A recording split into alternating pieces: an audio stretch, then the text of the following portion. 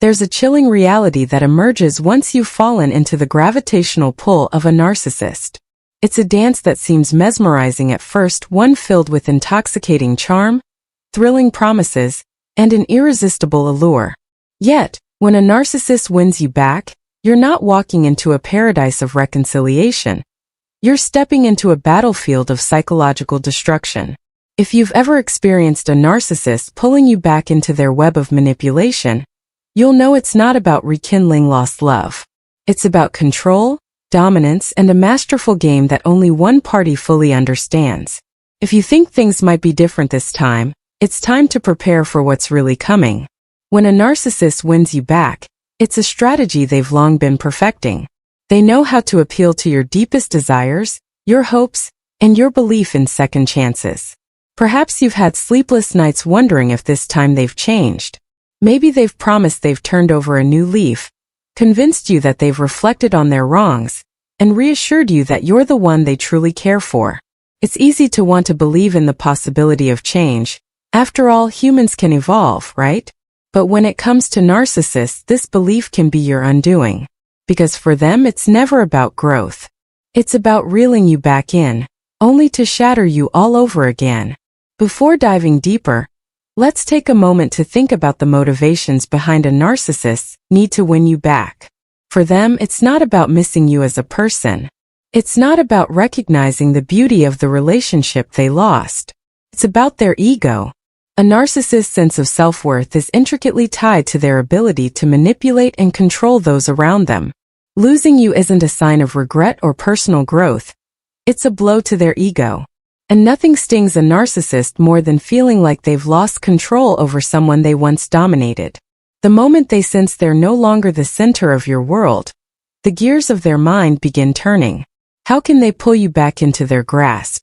But the truth is, the very act of them trying to win you back is an illusion. They aren't doing it because they've changed, or because they miss you in the genuine, heartfelt way you might miss someone. Instead, they're doing it because they need the validation. You were a source of narcissistic supply for them, someone who catered to their needs, someone they could control and manipulate. When they sense that slipping away, it becomes their mission to pull you back. And once they do, that's when the true destruction begins. You might wonder how someone who appeared to care for you can be so calculated, so cold in their actions. But that's the essence of narcissism. It's about putting their needs above everything else, above your feelings, your well-being, and even your sense of self-worth. When a narcissist wins you back, they aren't celebrating the rekindling of love or mutual respect. They're celebrating the victory of their ego over your vulnerability. The very act of winning you back is proof to them that they still hold power over you.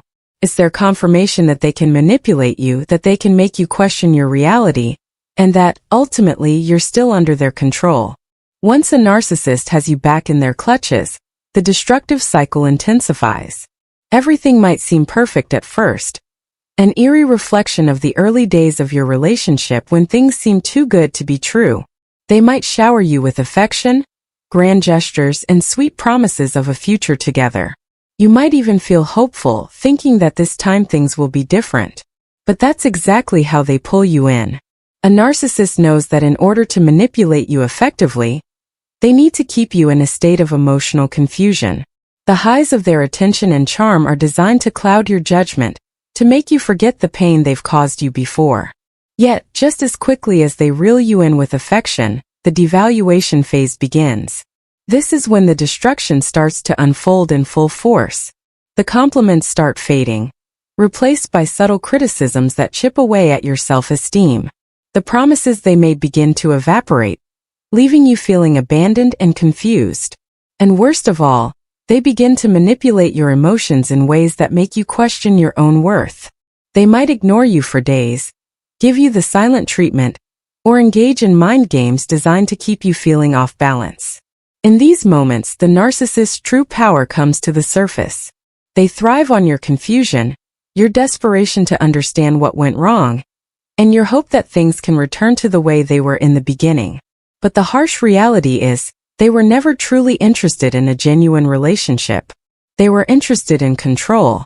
And now that they've won you back, they'll do everything they can to remind you that they hold all the power. The cycle of destruction with a narcissist isn't always immediate either. Some narcissists are skilled at drawing it out over time, keeping you hooked in a perpetual state of emotional limbo. One moment they might offer you just enough affection to make you stay, and the next, they'll pull the rug out from under you, leaving you emotionally shattered. It's a cycle that can go on for months, even years, with the narcissist always pulling the strings. And if you ever dare to challenge them or call them out on their behavior, they'll quickly turn the tables. Narcissists are masters of gaslighting, convincing you that the problems in the relationship are all in your head, or worse, that they're your fault. They'll make you question your own reality, twisting the truth until you're no longer sure what's real and what's not. In their world, they're never the problem. It's always you. So why is it so hard to break free from this cycle of destruction? The answer lies in the narcissist's ability to manipulate your emotions on a deep level. They know exactly how to play on your insecurities, your fears, and your hopes. They'll tell you what you want to hear, only to use it against you later. And because you once saw the good in them, the charming, loving person they pretended to be, it's easy to hold on to the hope that that version of them will come back. But that's the most dangerous illusion of all. The person you fell for was never real. They were a mask, a carefully constructed facade designed to pull you in. Once the mask slips, the narcissist's true nature is revealed. And what happens when you finally reach your breaking point? When you've had enough of the lies, the manipulation, and the emotional abuse. That's when the narcissist will show their final card, the discard. In the narcissist's mind, once you're no longer useful to them, you're discarded like a broken toy. They might move on to their next victim, leaving you feeling worthless and abandoned. Or worse, they might continue to hover in the background, waiting for the moment when they can swoop in and start the cycle all over again. But here's the key takeaway. The destruction that follows when a narcissist wins you back isn't a sign of your weakness. It's a testament to the power of their manipulation. Narcissists are experts at twisting reality, making you question your own self-worth, and pulling you into their web of control. But the moment you recognize the patterns, the moment you see through their lies, is the moment you can begin to break free. If you've ever been in a relationship with a narcissist, or if you're currently in the process of being pulled back in, remember this. It's not about love. It's about control. And once a narcissist has control over you, the destruction that follows is inevitable. The only way to truly protect yourself is to break free from the cycle entirely. Because as long as the narcissist holds power over you, the destruction will continue. Thank you for watching, and if you found this discussion insightful, don't forget to subscribe, like, and share with others who might need to hear this message. Narcissists thrive in the shadows of manipulation, but by shedding light on their tactics, we can begin to take back our power and protect ourselves from further harm. Dive into the intricate depths of the narcissistic psyche as we uncover the 5 concealed vulnerabilities they strive to conceal. Accompany me on this expedition through the labyrinth of self-centeredness, revealing the hidden truths lurking beneath the facade. Despite projecting an image of invincibility, narcissists harbor profound imperfections that, once exposed, can shatter the meticulously crafted personas they cling to. They exude arrogance, yet beneath the surface lies a fear of inadequacy, a perpetual quest for validation, and an insatiable hunger for praise. The Achilles heel of narcissists is their incessant craving for external approval, rendering them susceptible to manipulation and exploitation. Furthermore, their lack of empathy impedes genuine connections, leaving them isolated and engaged in internal strife. Their fragile egos render them even more susceptible, unable to withstand even the mildest critique. By shedding light on these flaws, we can better understand narcissism and how it affects both the person who has it and those around them. Now is the time to end the circle of manipulation and start the real healing process. Are you ready to find out what's really going on behind the selfish mask? Let's go deep into things. When people are angry at narcissists, it really hurts their pride. It throws them off, which makes their stress and worry levels rise. This makes it hard for them to deal with things normally, which makes them act like people with borderline personality disorder. Explosive temper tantrums, strong feelings, and trouble controlling anger or jealousy.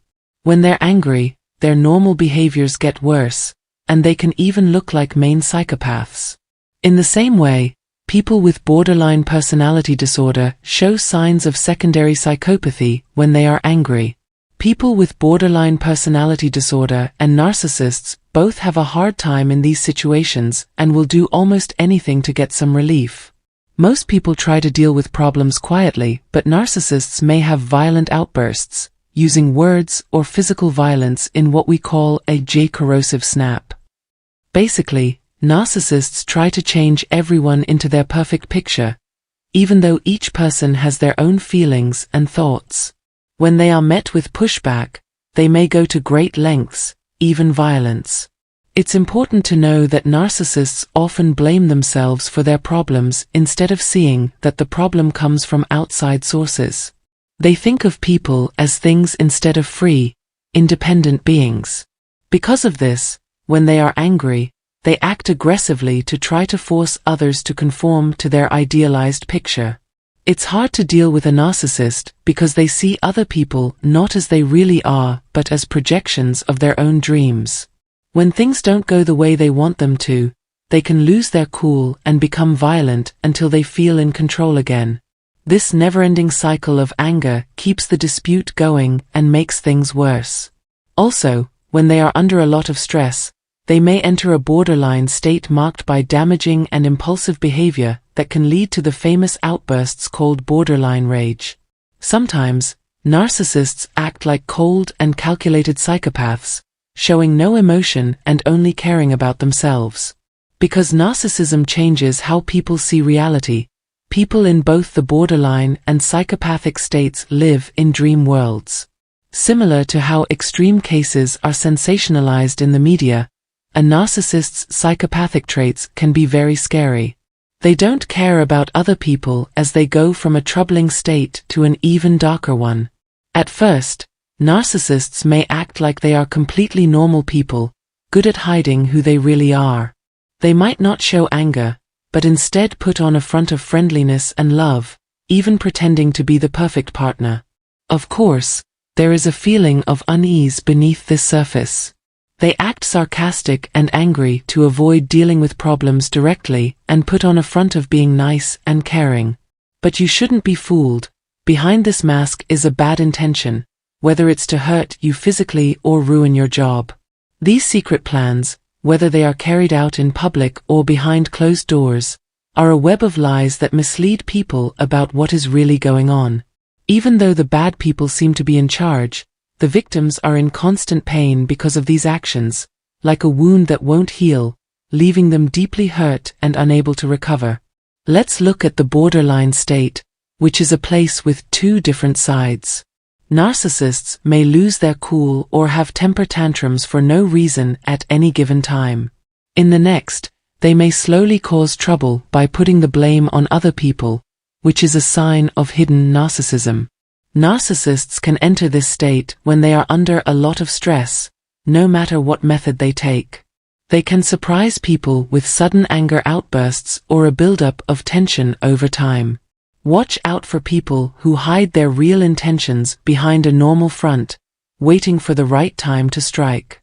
In order to protect themselves, some people often put the blame for their actions on others and may use violence or aggressiveness to explain their actions.